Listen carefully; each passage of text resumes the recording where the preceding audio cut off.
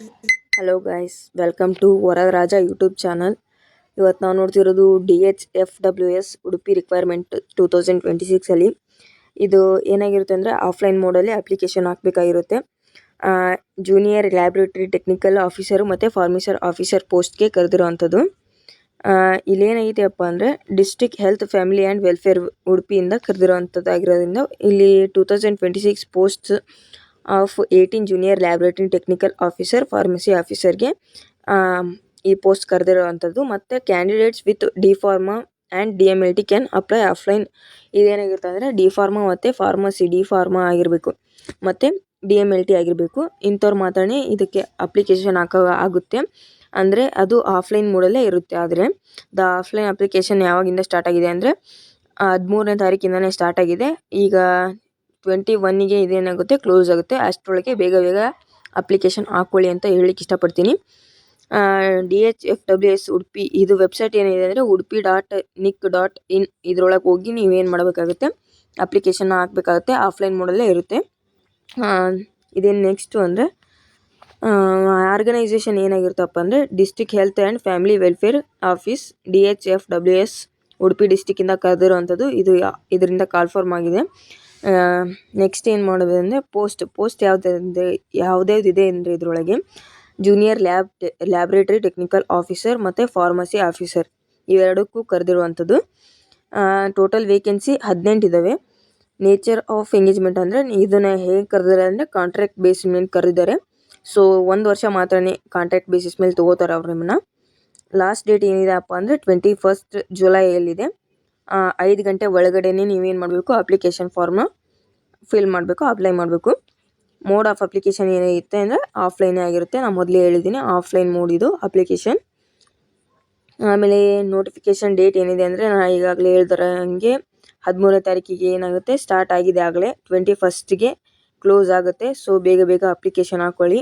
Interview date ಏನು ಮಾಡಲಿಲ್ಲ ಅಂದರೆ ಅನೌನ್ಸ್ ಮಾಡಿಲ್ಲ ಇವರು. ನೆಕ್ಸ್ಟ್ ನೀವು ಎಲಿಜಿಬಲ್ ಆದಮೇಲೆ ಏನು ಮಾಡ್ತಾರೆ, ನಂತರದಲ್ಲಿ ಇದನ್ನು ಅನೌನ್ಸ್ ಮಾಡ್ತಾರೆ.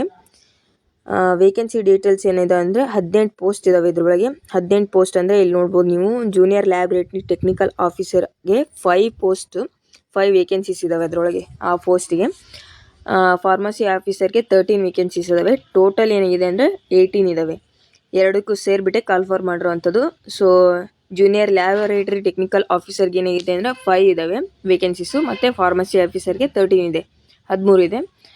ಟೋಟಲ್ ಎರಡಕ್ಕೆ ಸೇರಿ 18 ಪೋಸ್ಟ್ ಇಲ್ಲಿ ವೇಕೆನ್ಸೀಸ್ ಇರೋದು. ಈ ಪೋಸ್ಟ್ಗಳಿಗೆ ಇಲ್ಲಿ ಏನು ಮಾಡಬೇಕು ಅಂದರೆ ನಾವು each of the 2 post has its own specific educational qualification requirement. ಇವೆರಡಕ್ಕೂ ಕೂಡ ತಂದೆ ಆದಂಥ ಒಂದು ಸ್ವಂತವಾಗಿ ಏನಿದೆ ಅಂದರೆ ರಿಕ್ವೈರ್ಮೆಂಟ್ ಇದೆ, ಎಜುಕೇಷನಲ್ ಕ್ವಾಲಿಫಿಕೇಷನ್ ರಿಕ್ವೈರ್ಮೆಂಟ್. ಅದಕ್ಕಾದಂಥ ಡಾಕ್ಯುಮೆಂಟ್ಸ್ನ ನೀವು ಅದಕ್ಕೆ ತಯಾರಿ ಮಾಡ್ಕೊಳ್ಳಿ. ನಾನು ನೆಕ್ಸ್ಟ್ ಹೇಳ್ತೀನಿ. ಈಗ ಜೂನಿಯರ್ ಲ್ಯಾಬ್ರೇಟರಿ ಟೆಕ್ನಿಕಲ್ ಆಫೀಸರ್ಗೆ ಏನಾಗಿರಬೇಕು ಅಂದರೆ diploma in medical laboratory technology ಆಗಿರಬೇಕು, DMLT ಆಗಿರ್ಬೇಕು. ಇಲ್ಲಿ ಅವ್ರು ಏನಾಗಿರ್ತಾರೆ ಅಂದರೆ ಕರ್ನಾಟಕ ಇನ್ಸ್ಟಿಟ್ಯೂಷನ್ ಅಲ್ಲಿ ಏನಾಗಿರ್ತಾ ಅವರೇ ತಗೋತಾರೆ ಇಲ್ಲಿ. ನೆಕ್ಸ್ಟ್ ಫಾರ್ಮಸಿ ಆಫೀಸರ್ಗೆ ಕೂಡ ಇಲ್ಲಿ ಏನಾಗಿರಬೇಕು, ಡಿ ಫಾರ್ಮಾ ಕ್ವಾಲಿಫಿಕೇಷನ್ ಆಗಿರಬೇಕು. ಇಲ್ಲಿ ಏನಾಗಿರುತ್ತೆ ಅಂದರೆ ಮ್ಯಾಂಡೇಟ್ರಿ, ಖಂಡಿತವಾಗಿ ಏನಂದರೆ ಖಚಿತವಾಗಿ ಅಂದರೆ ಇಲ್ಲಿ ಏನು ಮಾಡ್ಬೇಕು, ನೀವು ರಿಜಿಸ್ಟರ್ನ ಕರ್ನಾಟಕ ಫಾರ್ಮಸಿ ಕೌನ್ಸಿಲಿಂದನೇ ನೀವು ರಿಜಿಸ್ಟರ್ ಮಾಡ್ಕೋಬೇಕಾಗಿರುತ್ತೆ ಕಂಪಲ್ಸರಿಯಾಗಿ. ಏಜ್ ಲಿಮಿಟ್ ಬಂದ್ಬಿಟ್ಟು ಇಲ್ಲಿ ಏನು ಹೇಳಿದ್ದಾರೆ ಅಂದರೆ 2 ಪೋಸ್ಟಿಗೂ ಸೇರಿನೇ 45 ವರ್ಷಕ್ಕಿಂತ ಜಾಸ್ತಿ ಇರಬಾರ್ದು ಅಂತ ಹೇಳಿದ್ದಾರೆ. 45 ಒಳಗೆ ಇದ್ದರೆ ನೀವು ಇದನ್ನು ಹಾಕ್ಬೋದು ಏಜ್. ಓಕೆನಾ. ಇಲ್ಲಿ ಏನಾಗಿರುತ್ತೆ, SCಗೆ ಬೇರೆ, STಗೆ ಬೇರೆ, OBCಗೆ ಬೇರೆ ಅಂತ ಯಾವುದೇ ರೀತಿ ರಿಸರ್ವ್ಡ್ ಕ್ಯಾಟಗರಿಗೆ ಬೇರೆ ಏಜ್ ಇಲ್ಲಿ ಇರೋದಿಲ್ಲ. ಸೊ ಎಲ್ಲರಿಗೂ ಕೂಡ ಒಂದೇ ಏಜ್ 45 ಇಯರ್ಸ್ ಒಳಗಡೆ ಹಾಕೋಬೇಕು. ನೆಕ್ಸ್ಟ್ ಸ್ಯಾಲ್ರಿ ಏನಾಗಿದೆ ಅಂದರೆ ಇಲ್ಲಿ ಅವರು ಕರೆಕ್ಟಾಗಿ ಮೆನ್ಷನ್ ಮಾಡಿಲ್ಲ. ಆದ್ದರಿಂದ ಇಲ್ಲಿ ಏನಾಗಿದೆ, monthly candidate salary consolidated salary ಏನಾಗಿದೆ ಅಂದರೆ as per the minimum wage fixed by the labour department ಅಂತ ಹೇಳಿದ್ದಾರೆ. ಅವರು ಎಷ್ಟು ಫಿಕ್ಸ್ ಮಾಡಿರ್ತಾರೆ ಅಷ್ಟೇ ನಿಮಗೆ ಇಲ್ಲಿ ಸ್ಯಾಲ್ರಿ ಕೊಡ್ತಿರೋಂಥದ್ದು.